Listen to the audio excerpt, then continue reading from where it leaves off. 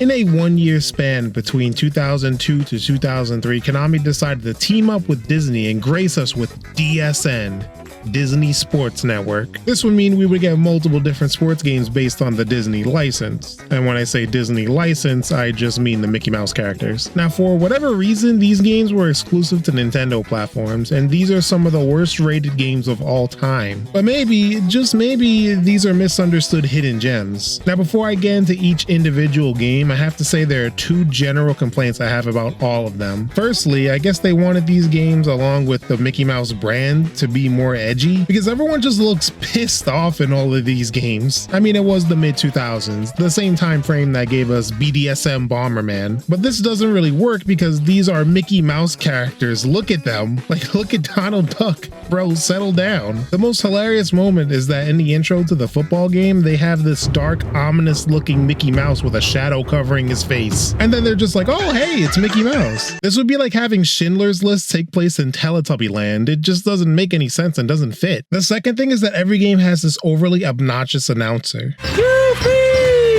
Dribbles the ball up with the layup. Like, man, this dude is the worst. Ollie, the most blind player number 9, 8, 6, wide receiver. With a fantastic steal. Barney has dropped. Shut up.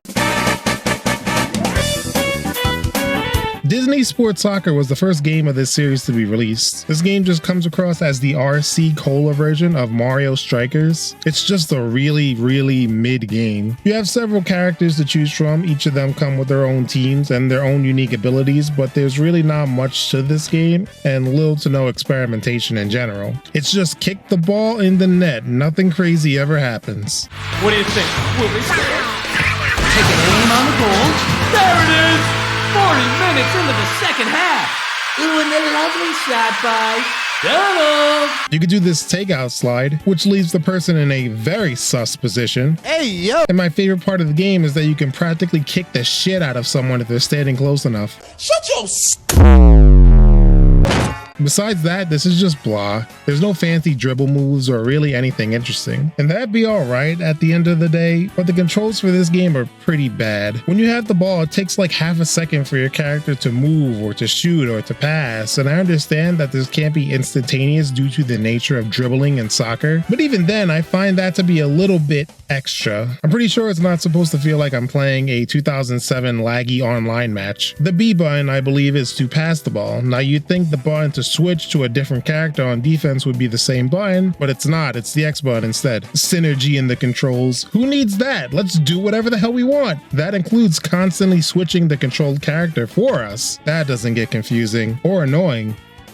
If you tie, you get into a shootout, and this was actually pretty fun. The only fun thing about this game that's not kicking them into orbit, the game is pretty light on game modes too. Just different variants of exhibition and nothing more. Disney Sports Soccer is actually the highest rated game in this video, and if this is the highest rated, I'm quite literally cowering in fear for the next couple of games.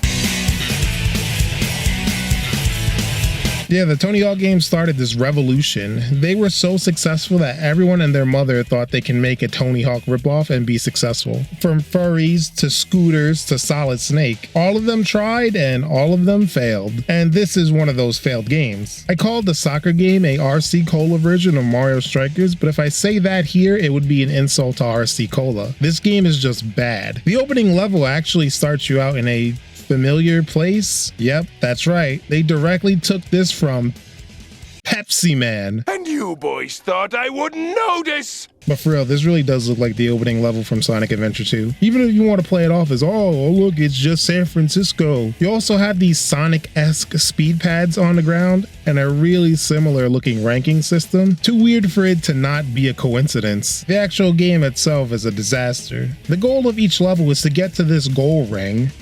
Also like Sonic. Anyway, But the goal isn't readily available. You have to find these 5 checkpoints throughout the level and then be graded on your work. If you get at least a C, you can pass on to the next level. If not, you have to start all over again. In order to get a better grade, you could do these objectives. One of these objectives in every level is to collect over 500 pieces of the Master Emerald. So let's just say you attempt this but run out of time. You just wasted all that work. This is #1 bullshit. Why even have a system like this? It's dumb. Trying to get the objectives is tough because the game doesn't control all that well. And a lot of these explorable areas are these tiny ass rooms that's not even equipped to be a closet, let alone a place to skateboard in. Like this construction area. Boy oh boy, do I hate this construction area. The only way to get around is to constantly stop to look around. Have you ever seen anyone go up the stairs like this? You also have these superpowers like jump really high.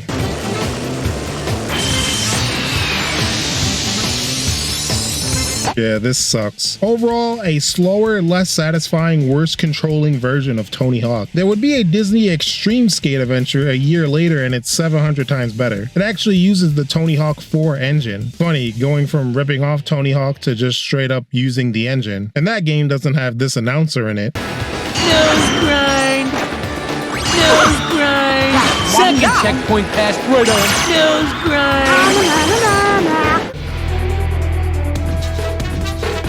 You know, I'm actually surprised at 2 things. One, they made an American football game. I feel as though you're limiting your market here. And 2, this is admittedly a halfway decent game of football. Yeah, I couldn't believe it either. Disney Sports Football is pretty simple, but doesn't take away football things to make it simple. Like the rule set is intact and you can even play with penalties on if you wanted. The game is smart enough to know that this backwards pass is a fumble. Playing this game, I really don't have anything too negative to say about it. Each team starts off with a coin toss, so you know this game already has features in it that current Madden games don't have. Passing is a little unorthodox because it's movements with a C-stick, and everyone has stone hands because they have more drops than a YouTube video's retention rate when a sponsorship ad comes up. Competition in the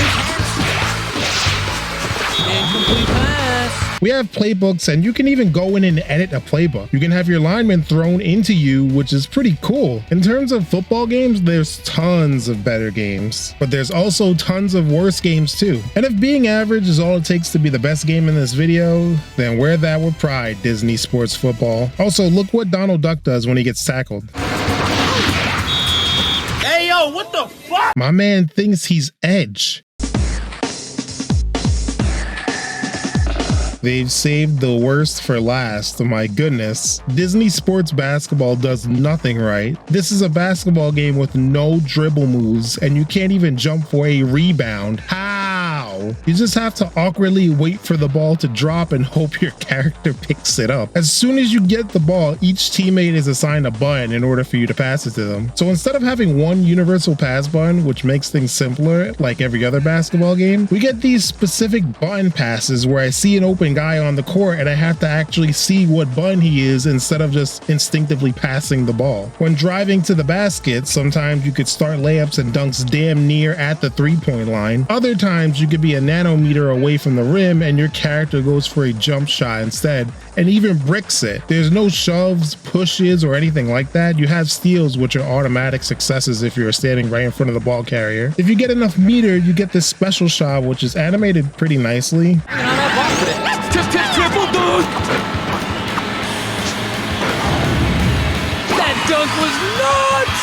Oh, Disney Basketball is just a bad game. Controls are bad, no content, and nothing good to do that's fun, like a crossover, or special passes, or anything. But make way for this post-up move. Hey yo, what the fuck? The Disney Sports Network ended up being games that were all pretty unremarkable, even for kids' games. All of the menus, UI, theme music, and game modes are all the same in every game. I thought this was to create a more uniform brand, but this might actually be laziness now that I think about it. All 4 games are poorly received, and the only legacy that they leave behind is the absurd amount of money these games go for. Specifically, the Disney Sports Basketball game can go for over $1,000. Damn, Listen, bro, that's one expensive ass coaster. But ladies and gentlemen, and when I say ladies, I mean the 1.9% of you, we aren't done yet. There were these Disney sports games released for the Game Boy Advance. The games we looked at have GBA versions, but we aren't going to look at those. We'll instead look at the original games for the system. And to be honest with you, I don't really have too much to say about them due to them naturally being limited games. There's this motocross one where you can't do tricks until you get enough gems to fill up a meter, and then you could do a trick. Isn't it better to just, you know,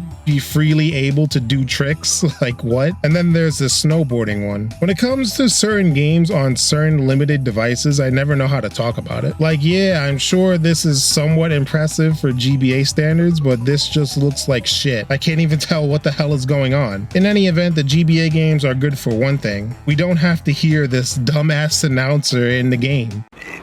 Leave me alone! Just